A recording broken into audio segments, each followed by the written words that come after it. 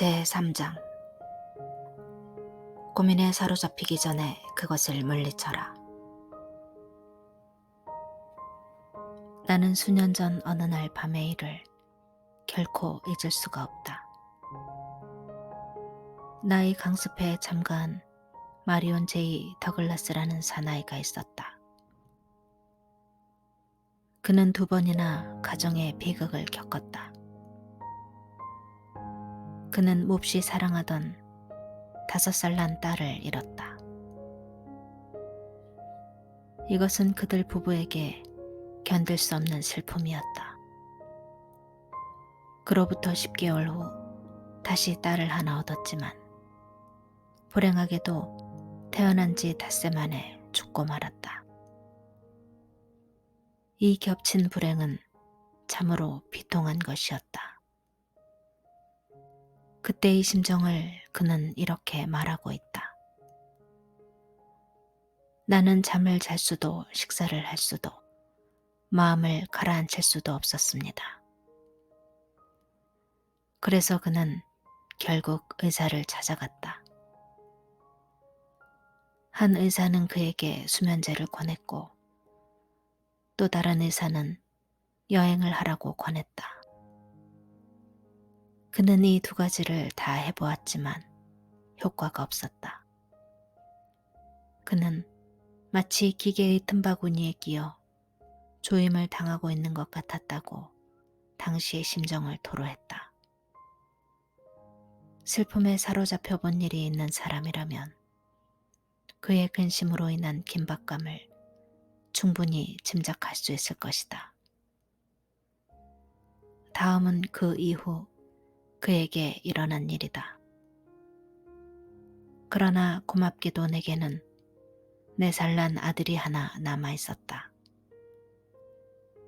어느 날 오후 내가 넋을 잃고 앉아 있자니 아들 녀석이 곁에 와서는 아빠, 보트를 만들어 주세요 하면서 졸라대는 것이었다. 나는 그럴 경황이 없었으나 아들 녀석이 워낙 고집불통이라 결국 내가 질 수밖에 없었다. 무려 3시간에 걸쳐 장난감 보트를 만든 다음 문득 어떤 생각이 떠올랐다. 보트를 만드느라 소비한 그 3시간이 최근 몇 개월 동안 내가 처음으로 느낀 정신적인 휴식이었으며 평화였다는 사실을. 나는 이것을 발견함으로써 지금까지 무기력에서 벗어나 정상적인 사고력을 되찾을 수 있었다. 그리고 무엇이든 사고력을 필요로 하는 어떤 일에 몰두하는 동안에는 고민할 여지가 없다는 것을 깨달았다. 그러자면 늘 바빠야 했다. 이튿날 밤 나는 집안을 돌아보면서 내가 처리해야 할 일들의 목록을 만들었다. 그러고 보니 책상, 계단, 덧문, 문의 손잡이, 자물쇠, 망가진 홈통 등등 고쳐야 할 것이 너무 많았다. 놀라운 것은 2주일 동안 내가 손을 봐야 할 일거리를 242건이나 찾아냈다는 사실이다. 어쨌든 나는 지난 2년 동안 그 일들을 모두 끝냈다. 지금 나는 활동적으로 생활하고 있다. 일주일에 2번씩 뉴욕의 성인 클래스에 출석하고 내가 살고 있는 고장의 시민운동에도 참가하여 현재는 교육위원회의 의장직을 맡고 있다. 이 밖에도 여러 모임에 참석하고 있으며 적십자사를 비롯한 여러 공공사업을 위한 모금운동도 돕고 있다. 너무 바빠서 고민하고 있을 시간조차 없을 정도이다. 너무 바빠서 고민할 시간조차 없다. 제2차 세계대전이 한창이던 때 하루 18시간씩 일하던 윈스턴 처칠도 똑같은 말을 한 적이 있다. 나는 너무 바빠서 고민할 시간이 없다. 처칠은 책임이 너무 무거워 몹시 골치를 앓고 있지 않느냐는 질문에 그렇게 대답했었다. 찰스 캐서링 씨도 자동차의 자동 출발기 발명에 착수했을 때 이와 같은 처지에 있었다. 그는 나중에 제너럴 모터스의 부사장으로서 제너럴 모터스 연구소를 이끈 인물이다. 그는 한때 몹시 가난했기 때문에 창고의 일부를 실험실로 사용해야 했으며 식료품을 사기 위해 부인이 피아노를 가르쳐 모은 돈 1,500달러를 차용한 적까지 있었다. 나는 언젠가 그의 부인에게 그때 걱정이 되지 않았습니까? 라고 물어보았다. 그러자 그 부인은 물론 걱정스러워 잠도 제대로 잘 수가 없었죠. 하지만 남편은 너무나 일에 몰두해서 고민할 겨를이 없었을 겁니다. 라고 대답했다. 위대한 과학자 파스테르도 도서실과 실험실이라는 특이한 공간에 있을 때 느낄 수 있는 평화에 관해서 말한 적이 있다. 그는 왜 실험실이나 도서실에서 평화를 얻을 수 있었을까? 그것은 도서관이나 실험실에 있는 사람들은 연구에 몰두함으로써 고민할 여유가 없기 때문이다. 이처럼 연구에 전념하는 사람은 거의 신경쇠약에 걸리지 않는다. 그들에게는 그런 사치를 누릴 시간이 없기 때문이다. 그렇다면 어째서 이처럼 바쁘게 일하는 방법이 고민을 없애는 데 도움이 되는 것일까? 그것은 아무리 명석한 인간이라도 한 번에 한 가지 이상의 일을 생각하는 것은 거의 불가능하다는 심리학의 기존적인 법칙 때문이다. 당신은 이 말을 믿는가?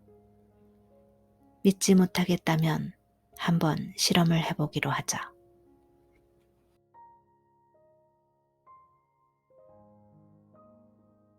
지금 당장 의자 깊숙이 앉아 눈을 감으라. 그리고 자유의 여신상과 내일 아침 당신이 하고자 하는 일을 동시에 생각해보라. 아마 당신은 두 가지 일에 대해 따로 생각을 집중할 수는 있지만 동시에 그렇게 할 수는 없다는 사실을 경험했을 것이다. 감정도 마찬가지이다. 마음 내키는 일에 종사하면서 고민에 휩싸이는 일은 절대 있을 수가 없다. 하나의 감정은 다른 감정을 몰아낸다. 전쟁 중에 종군한 정신과 군의관들은 이 단순한 법칙을 이용해 기적을 일구어냈다. 한바탕 전투를 치르고 난 병사들은 그 충격으로 인해 신경증적 증세를 보이게 마련이다. 그러면 군의관들은 병사들로 하여금 계속 바쁘게 일을 시키라는 처방을 내린다. 그러곤 잠자는 시간 외에는 낚시, 사냥, 구기운동, 골프, 사진 촬영, 정원 관리, 무도회 등등 주로 5개 활동으로 그들의 일과를 꽉 채우게 한다. 그들에게 전투의 기억을 되새겨 번민할 겨를을 주지 않기 위해서이다. 작업요법. 이것은 정신과 의사들이 약 대신 이를 처방해 줄 때 쓰는 용어이다. 이는 물론 전혀 새로운 것이 아니다. 기원전 500년에도 히랍의 의사들은 이 방법을 활용했고 초창기 미국의 퀘이커 교도들도 그랬다. 1774년 퀘이커 교도의 요양소를 방문한 어떤 손님은 정신병 환자들이 그곳에서 분주하게 아마로 길쌈을 하는 것을 보고 놀랐다고 한다. 그는 퀘이커 교도들로부터 일을 함으로써 환자들이 실제로 낫는다는 설명을 듣기까지는 불쌍한 그들이 노동력을 착취당하고 있다고밖에 볼 수가 없었다. 결국 일에 열중하는 게 신경증을 가라앉히는데 득효가 있었던 것이다. 정신과 의사라면 누구나 바쁘게 일하는 게 가장 훌륭한 마취제라는 사실에 동의할 것이다.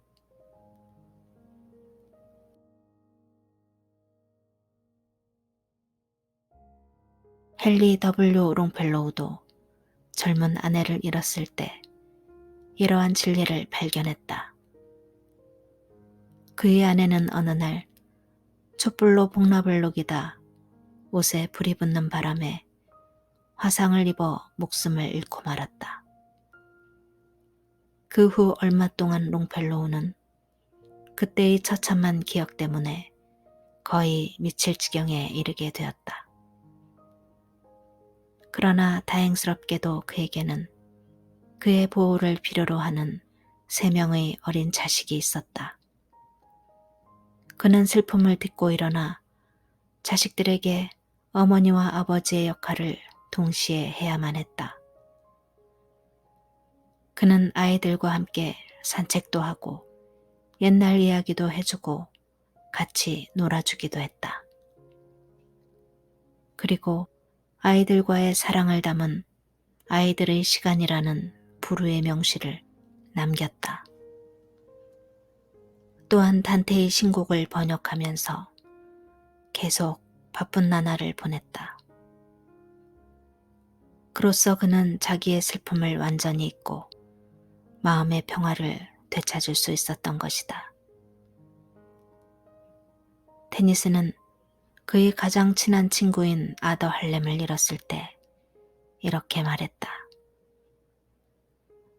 나는 일에 몰두하여 나 자신을 잊어야 한다. 그렇지 않으면 나는 절망으로 시들고 말 것이다. 우리들 대부분은 매일 쉴 새 없이 일을 하고 있기 때문에 일에 몰두하기가 그리 어렵지는 않다. 그러나 그 일이 끝난 후의 시간이 위험하다. 자유롭게 자기의 시간을 즐길 수 있고 가장 행복한 시간을 가져야 할 때 고민이라는 이름의 마귀가 우리를 공격해오는 것이다. 그리고 삶에 대한 회의를 품게 한다. 나의 생은 어디로 가고 있는가? 오늘 사장 얘기가 심상치 않던데 그게 무슨 뜻일까? 등등. 본디 한가로울 때면 진공 상태가 되기 쉬운 게 사람의 마음이다. 그러나 자연은 진공을 싫어하므로 진공이 생기면 그것을 채우려고 소란을 피운다. 자연은 우리의 마음의 진공도 그냥 내버려 두려 하지 않는다. 우리의 빈 마음을 갖가지 감정으로 채우려고 한다. 근심, 공포, 미움, 질투, 시기 등등. 원시적이고 강렬한 그것들은 우리의 마음에 난폭하게 침입해 평화스럽고 행복스러운 생각과 감정을 몰아낸다.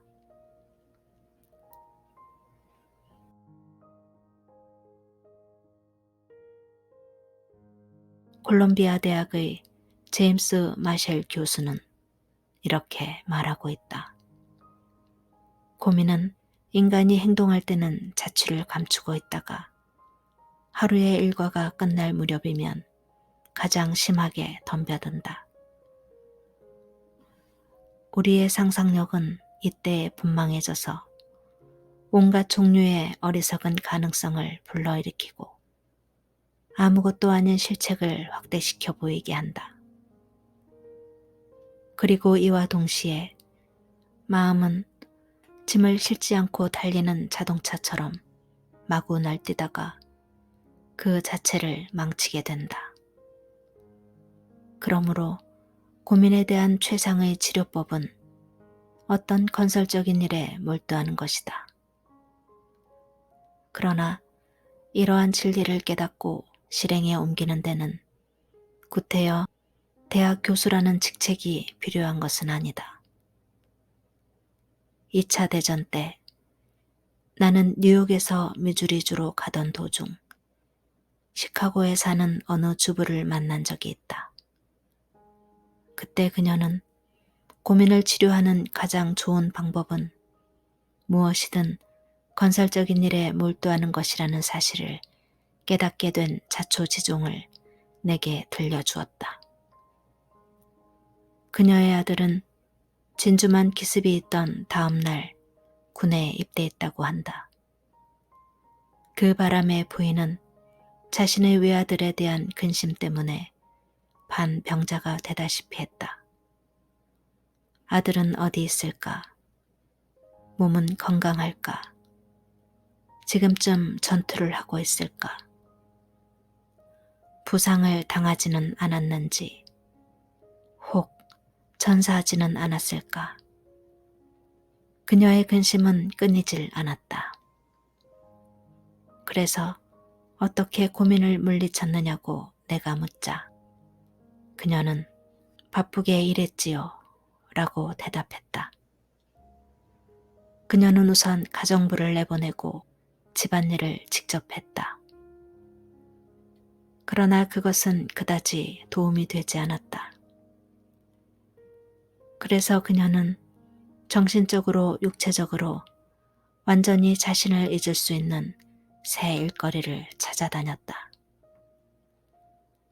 그녀는 마침내 대형 백화점의 판매원이 되었다.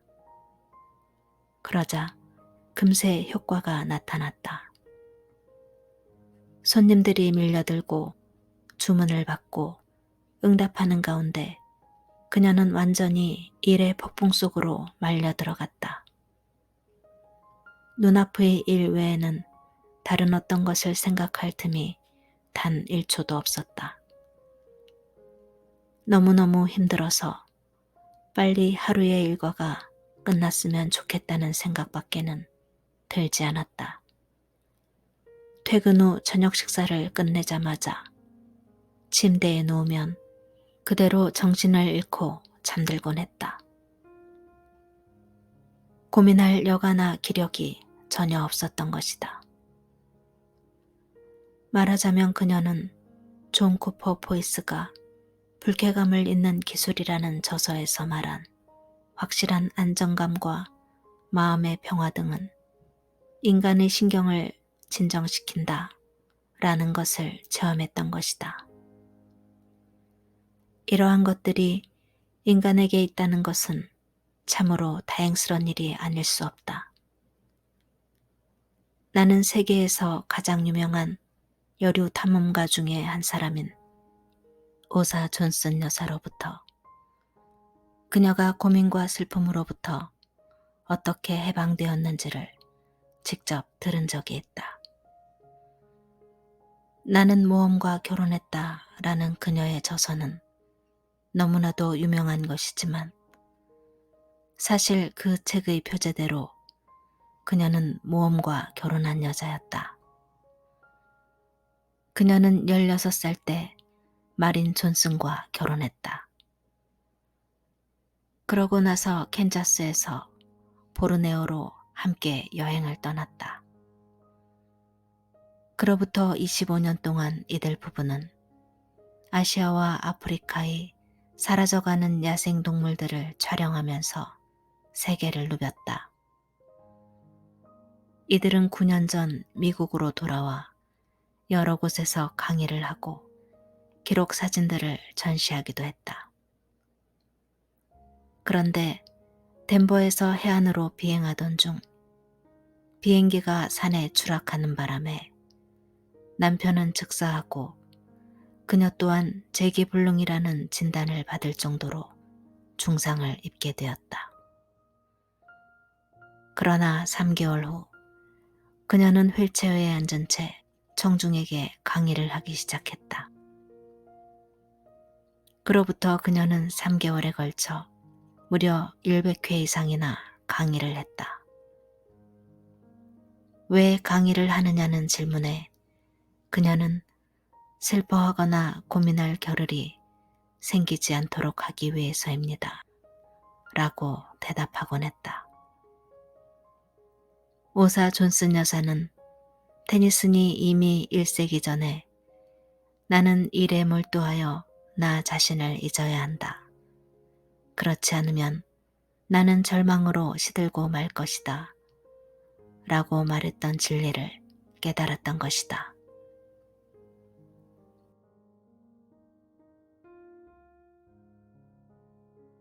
버드 제독이 5달 동안 남극을 뒤덮고 있는 만년설의 오두막 속에서 고독한 생활을 하고 있을 때 그 또한 이러한 진리를 깨달았다.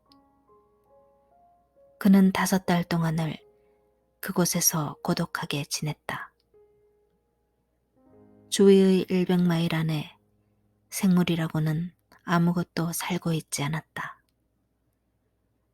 추위가 얼마나 심했던지 바람이 불면 자신의 입김이 얼어붙는 소리를 들을 수 있을 정도였다. 그는 고독이라는 자신의 저서에서 정신착란을 일으키는 암흑과 황당함 속에서 지낸 5개월 동안의 이야기를 쓰고 있다. 남극의 낮은 밤처럼 어두웠다. 그는 정신을 잃지 않으려고 부지런히 움직였다. 밤에는 등불을 끄기 전에 다음 날의 작업 계획을 짜는 습관을 들였다. 예를 들면 비상탈출 터널 작업에 1시간, 부러진 썰매를 고치는데 2시간 등등. 다음은 고독에 나오는 당시의 상황을 적은 글이다. 이렇게 시간을 배정한 것은 참으로 훌륭한 생각이었다. 이로써 나는 자제심을 유지할 수가 있었다. 만일 이런 일이 없었더라면 하루하루를 보내는 목적이 없어졌을 것이다. 그리고 목적 없는 나날이 계속되는 한 나의 생활은 허물어지지 않을 수 없었을 것이다. 여기서 목적 없는 생활이 계속되는 한이라는 구절을 반드시 기억해 주기 바란다. 그리고 우리가 만일 고민에 빠졌을 때는 일이라는 전통적인 치료법이 있다는 것을 기억하라. 하버드 대학의 임상 전문가 리처드 C. 카버트 박사의 사람은 무엇으로 사는가 라는 책에 다음과 같은 구절이 있다. 나는 의사로서 대체로 지나친 의심이나 주저, 공포와 마음의 동요로부터 야기되는 무서운 정신적 마비 상태 때문에 고민하는 대다수의 사람들이 일을 함으로써 치료되는 것을 많이 보아왔다. 일을 함으로써 우리에게 주어지는 용기는 에머슨이 길이 찬양한 자기 신뢰와 같은 것이다.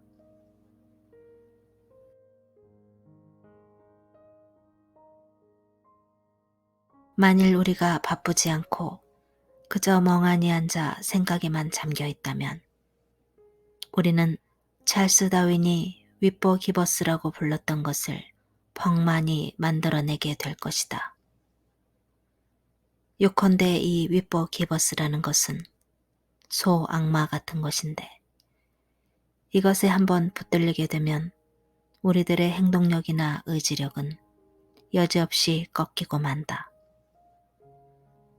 뉴욕의 어느 실업가가 고민과 초조함에서 해방될 수 있었던 이야기를 해보자. 그는 트램퍼 롱맨이라는 인물로서 나의 강습회 학생이었는데 나는 어느 만찬회에서 밤늦게까지 그의 경험담을 들을 수가 있었다. 18년 전 나는 격심한 번민 끝에 불면증에 걸렸습니다. 나는 극도로 긴장했으며 조바심이 났고 신경과민이 되어 그야말로 정신분열 직전에 이르렀습니다. 이렇게 시작되는 그의 이야기는 다음과 같았다. 나는 뉴욕의 웨스트 브로드웨이에 있는 크라운 과일 가공회사의 격리 담당이었다. 그 회사는 매년 50만 달러를 딸기를 가공하는 데 투자하고 있었다.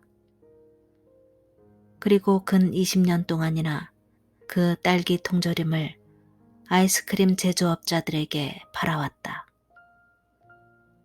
그런데 갑자기 이 거래선이 끊기고 말았다.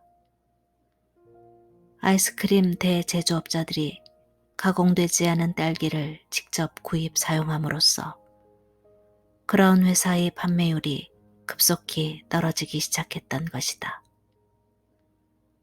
이미 구입해 놓은 50만 달러 상당의 딸기가 그대로 썩게 된 것은 둘째치고 딸기 재배자들과 1년 동안 딸기를 구입하기로 한 계약도 큰일이었다. 은행에서 융자받은 25만 달러를 갚는 것은 물론 상환기간을 연장받기도 어렵게 되었다.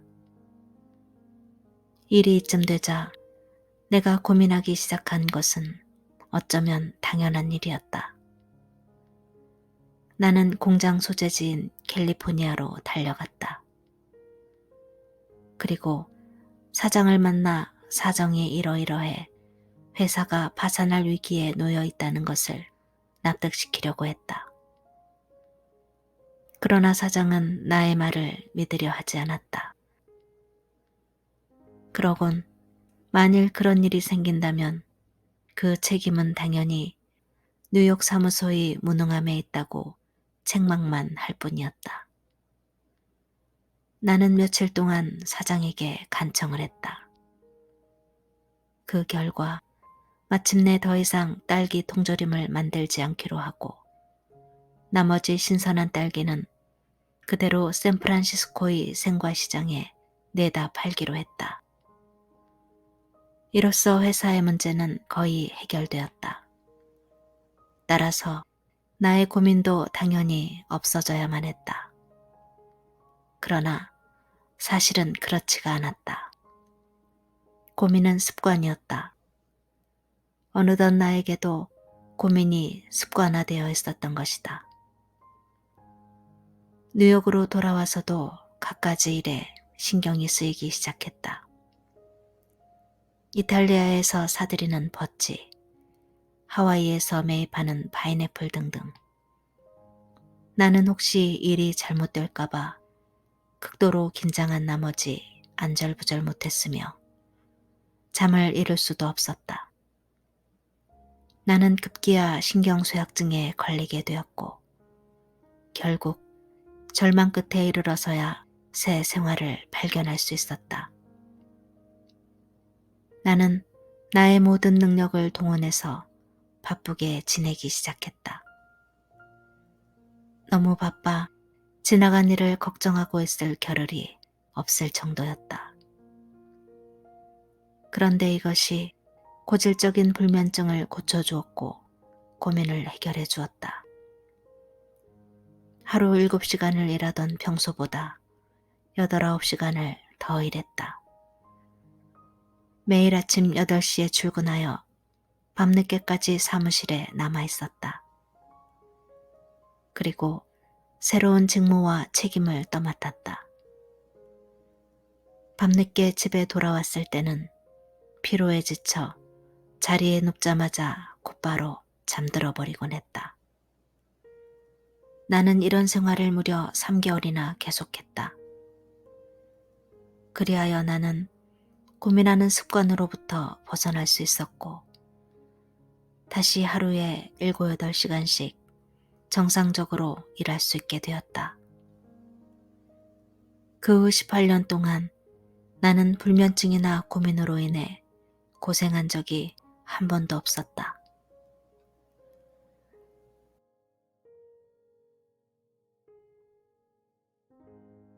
자기가 행복한지 불행한지를 생각할 여가를 갖는 데서부터 고민은 시작된다. 그러므로 엉뚱한 생각에 골몰하지 말아야 하며 몸을 쉬어서도 안 된다. 그렇게 하면 혈액순환이 좋아질 것이고 두뇌가 활동을 시작하여 적극적인 생명력이 당신의 마음으로부터 고민을 몰아낼 것이다. 몸을 쉬게 하지 말고 언제나 바쁘게 지내라. 이것이야말로 이 세상에서 가장 값싸면서도 가장 효험 있는 처방이다.